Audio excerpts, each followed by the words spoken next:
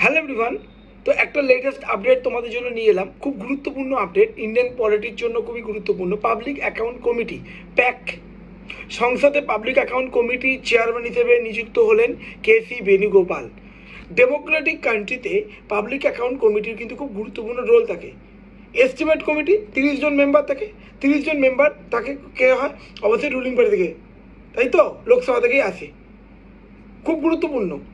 এবার দেখো তারা যা খরচা করছে ঠিকঠাক করছে কিনা সেটাকে কে লক্ষ্য রাখবে? পাবলিক অ্যাকাউন্ট কমিটি, তারই চেয়ারম্যান। ওই জন্য পাবলিক অ্যাকাউন্ট কমিটি সবসময় চেয়ারম্যান কে হয়, মানে অপোজিশন থেকে, ঠিক আছে। আচ্ছা, এবার দেখো পার্লামেন্টারি কমিটি আছে, এরকম সেরকম several committee, financial committee, standing committee, ad hoc committee বা সিলেক্ট কমিটি, আর আছে অ্যাডমিনিস্ট্রেটিভ কমিটি।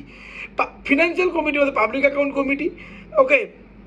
15 এবং 7 15+7 টোটাল 22 জন মেম্বার্স।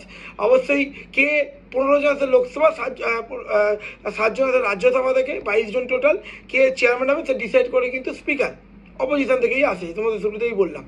স্ট্যান্ডিং কমিটির মধ্যে কমিটি অন হেলথ, রেলওয়ে, সেরকম অ্যাডহক কমিটি, টেম্পোরারি কমিটি যেমন জিএসটি আলোচনা হয়ে গেলে ডিজলভ হয়ে যায়। আর অ্যাডমিনিস্ট্রেটিভ কমিটি যেমন business advisory committee, rules committee, privileges committee, এগুলো, ঠিক আছে।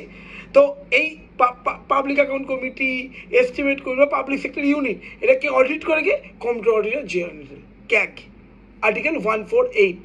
ওই জন্য ক্যাগকে বলা হয় finally caretaker of public purse, ঠিক আছে। তো খুব গুরুত্বপূর্ণ এটা establish public account committee introduce হয়েছে 1921-এ। ফার্স্ট মেনশন হয় কনস্টিটিউশন অফ ইন্ডিয়াতে 1919-এর অ্যাক্ট হয়ে 1921-এ এস্টাবলিশ হয়েছিল, ঠিক আছে। আচ্ছা, public account committee is now constitute every year, rule 308, ঠিক আছে। খুব গুরুত্বপূর্ণ এই ইনফরমেশনগুলো। তো খুব এইরকম আপডেটসগুলোর জন্য তোমরা অবশ্যই করে ইনসাইটস WBCS ইউটিউব চ্যানেলটা কিন্তু ফলো করো। Thank you.